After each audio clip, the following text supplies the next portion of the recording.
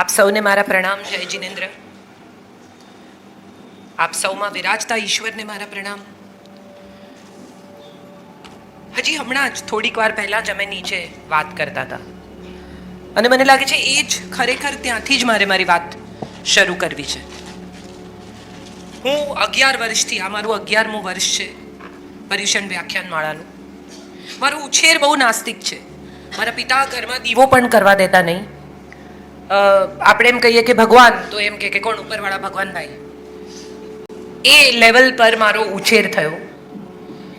તદબીર એ જ સત્ય, તકદીર નામની કોઈ ચીજ છે જ નહીં એવું માનતા ને એવું જ જીવ્યા પહોંચે છે. અને પહેલે વર્ષે જ્યારે પર્યુષણ વ્યાખ્યાનમાળામાં મને બોલાવવામાં આવી ત્યારે જૈન યુવક સંઘ અહીંયા બધે પણ મેં વાત કરી અને પછી વાંચવાનું શરૂ કર્યું જૈનત્વ વિશે કે ભાઈ આપણે બોલવાનું હોય તો આપણને સમજ હોવી જોઈએ, આપણને જ્ઞાન હોવું જોઈએ, એમ ગમે એમ દેઠોક નહીં કરવાનું, વાંચવાનું. તો ધીમે ધીમે કરતા હવે આજે હું એવું તમને કહી શકું અહીંયા ઊભી રહીને પૂરા વિશ્વાસથી ને પૂરી શ્રદ્ધાથી કે હું કાંદા લસણ નથી ખાતી, હું સાંજે નથી ખાતી. તો આ છે ને મને એવું સમજાયું છે કે દુનિયાનો કોઈ પણ ધર્મ, આ તાળી પાડવા માટે નથી, આ તમારા સુધી પહોંચાડવા માટે છે કે દુનિયાનો કોઈ પણ ધર્મ છે ને એ પહેલાં સમજવો પડે. કર્મકાંડ કે પૂજા, તમે દીવો કરો કે ન કરો. હમણાં અમેરિકામાં એક છોકરાએ મને પ્રશ્ન પૂછ્યો કે શ્રદ્ધા ને અંધશ્રદ્ધા વચ્ચે શું ફેર?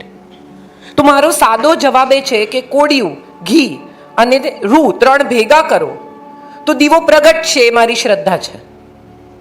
પણ જો હું આજે દીવો નહીં કરું તો મને પાપ લાગશે, એ મારી અંધશ્રદ્ધા છે. આટલો જ ફરક છે બેની વચ્ચે.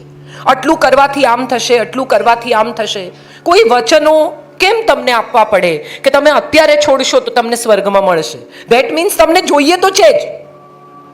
અહીંયા છોડી દો તો તમને સ્વર્ગમાં મળશે. આવા વચન સાથે જો તમે છોડો છો તો એનો અર્થ એવો થયો કે તમને જોઈએ તો છે જ. અહીંયા નહીં મળે તો વાંધો નહીં, આપણને પછી તો મળવાનું જ છે ને. ના, એનો કોઈ મતલબ જ નથી. એક તમને સરસ જોક કહું. એક બાપુ હતા, એ જ્યારે શરાબ પીએ ત્યારે આંખો મીચી દે. બધા એને પૂછે કે બાપુ તમે આંખો કેમ મીચી જાઓ છો? તો કે કોક દિવસ કહીશ. પાછા થોડા દિવસ થાય એટલે એમ કે તમે આંખો કેમ મીચી જાઓ છો? તો કે કોક દિવસ કહીશ. બાપુ નીટ પીવે, અંદર કંઈ નાખે નહીં, ન પાણી, ન બરફ, ન સોડા, ન કંઈ.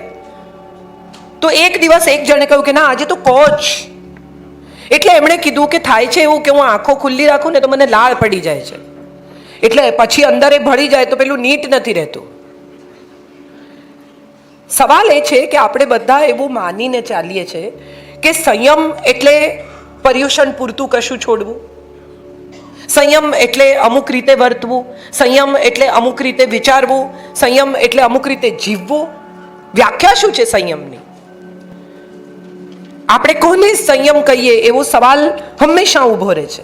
અને જૈનત્વની આખી ફિલોસોફી સંયમ પર, સમ્યક માર્ગ પર ઊભી છે. There is a middle way to everything in life.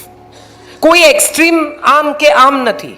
એક સમ્યક માર્ગ છે વચ્ચેનો, જે પકડીને આપણે બધાએ ચાલવાનું છે. એક શ્રદ્ધાની વાત છે. તો એ શ્રદ્ધા શું છે? મારે થોડા મારા જ દાખલા આજે આપવા છે. આમ જનરલી હું બહુ પર્સનલ વાત નથી કરતી, પણ આજે મારે એટલા માટે કહેવું છે કે મને તમને આ કહેવાનો અધિકાર જ્યારથી મળ્યો ને ત્યારથી અધિકાર સાથે મેં જવાબદારી સ્વીકારી છે. એક સમય હતો કે જ્યારે હું બહુ જ, મારા જૂના વિડીયોઝ તમે જોશો તો લો બેકના બ્લાઉઝ પહેરતી, કાનમાં મોટી ઇયરિંગ્સ પહેરતી, હું ખૂબ મેકઅપ કરતી. મને પણ ગમતું, સારા લાગવું શું કામ કોઈને ન ગમે. સમય સાથે મને સમજાયું કે હવે આ બધું મને નથી ગમતું. ઓન માય ઓન, મને કોઈએ ક્યારેય કહ્યું નથી. અને મારા જેટલા સુંદર લો કટના બ્યુટિફુલ ડિઝાઇનના બ્લાઉઝ હતા એ બધા મેં બહાર કાઢ્યા અને બહુ દીકરીઓને કહ્યું કે તમને જોઈતા હોય તો લઈ જાઓ, બધી જ. હવે મેં એવું નક્કી કર્યું છે કે મને જેટલા બધી સાડી સાથે મેચ થાય એવા થોડાક બ્લાઉઝ મેં કર્યા છે કે જે ઓલ્ટરનેટિવલી હું પહેરું છું. એક સમય હતો કે ત્યારે લોકો મને એમ કહેતા કે તમારી આ સાડી અમે ત્યાં જોઈ છે, અને ત્યારે મને એમ થતું કે અરે મેં રિપીટ કરી નાખી. હવે મને કંઈ ફરક નથી પડતો હું શું પહેરીને આવું છું. હવે મને એ ફરક પડે છે કે હું તમને શું કહું છું. અને મને અંગત રીતે એવું લાગે છે કે આ અપગ્રેડિંગ આપણા બધામાં વર્ષો વર્ષ થવું જોઈએ. તમે બધા અહીંયા આવો છો, બધા સાંભળો છો, છેલ્લા કેટલાય વર્ષોથી આ વ્યાખ્યાનો ચાલે છે, પણ આપણે કેરી હોમ શું કરીએ છીએ? મારે બધાને આ વાત આજે કહેવી છે કે ઘરે શું લઈ જઈએ છીએ. જયેશભાઈ વ્યાખ્યાનમાં આવે એટલે રમેશભાઈ આવે, કે રમેશભાઈ પાસે કશું જુદું લઈ જવાનું છે ને જયેશભાઈ પાસે કંઈ જુદું લઈ જવાનું છે, રેખાબેન પાસે કંઈ જુદું છે ને હેમાબેન પાસે કંઈ જુદું છે. દરેકના પોતપોતાના ઇન્ટરપ્રિટેશન્સ છે. ને મને અંગત રીતે એવું લાગે છે કે ધર્મ છે ને એ તમારા પોતાના લર્નિંગ, લિસનિંગ અને એક્સપિરિયન્સ પર આધારિત વાત છે. સૌથી યંગ, સૌથી વૈજ્ઞાનિક ધર્મ જૈનત્વ છે. આયુર્વેદ છે, એમાં વિજ્ઞાન છે, એમાં લોજિક છે. ઇલોજિકલ ધર્મ નથી. આમ નહીં કરો તો આમ થશે, આમ નહીં કરો તો આમ થશે, આવું કોઈ ભય નથી. ચૈતન્ય સાથે સીધા જોડાવાની વાત છે. અને એ તો આપણે બધા સમજીએ છીએ. યમ નિયમ આ બંને આપણને કોઈ પણ ધર્મ શીખવે છે. તમે બધા અહીંયા 1 કલાક બેસો, કોઈ ચેક કરે શ્વાસ ચાલે છે કે બંધ થઈ ગયા? કેવી રીતે વિશ્વાસ છે કે ચાલુ જ છે? કેમ કોઈએ ઘડી ઘડી ચેક નથી કરવું પડતું? એ વિશ્વાસ ક્યાંથી આવ્યો કે ભાઈ આપણો શ્વાસ ચાલે છે, કંઈ પ્રોબ્લેમ નથી? પ્રોબ્લેમ ક્યારે થશે કે શ્વાસ નહીં ચાલે તો તરત ખબર પડી જશે કે આ નથી ચાલતો, કંઈક તકલીફ થવા માંડી. તો એનો અર્થ એમ થયો કે ધર્મ પણ આપણા શ્વાસ જેટલો જ નિયમિત અને આપણી જીવનશૈલીનો ભાગ હોવો જોઈએ. માત્ર પર્યુષણ પૂરતા આપણે ધાર્મિક થઈ જઈએ, અમે પર્યુષણમાં કાંદા લસણ નથી ખાતા. ના, હું નથી જ ખાતી પર્યુષણમાં, નો પર્યુષણમાં. મારું મેનુ નાનું થઈ જાય, કોઈ વાર કોઈના ઘરે પહોંચી એવું ન મળે ખાવાનું, તો દહીં ભાત ખાઈ લેવાના. એટલું તો આપણાથી થઈ જ શકે. આપણને કાલે ખાવાનું મળવાનું જ છે. આપણે બધા જ ડરી ગયેલા લોકો છીએ કે આમ નહીં કરીએ તો આમ થશે ને આમ નહીં કરીએ તો આમ થશે.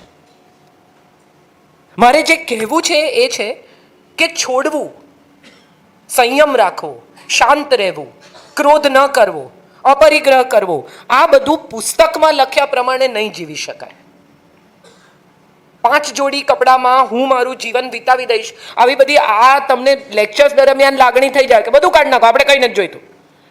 પછી ઘરે જાઓ ત્યારે સમજાય કે ના ના યાર, લગ્નના કપડાં તો જોઈશે, કોકને ત્યાં લગ્ન આવશે, કોક ગુજરી જાય તો સફેદ 2-3 જોડી રાખો, ફલાણું આમ કરો. So then you start gradually understanding કે ભાઈ રોજિંદી જિંદગી અને પુસ્તકમાં કે જીવનમાં કહેવાયેલો ધર્મ જુદો છે. પણ એ બેની વચ્ચે બેલેન્સ કેવી રીતે કરશો, એ મારી વાત છે. મારી વાત માત્ર એટલી જ છે કે આપણે બધાએ ક્યાંક ને ક્યાંક કશેક ને કશેક બેલેન્સ શોધવાનું છે, અને બધાનું બેલેન્સ જુદું છે.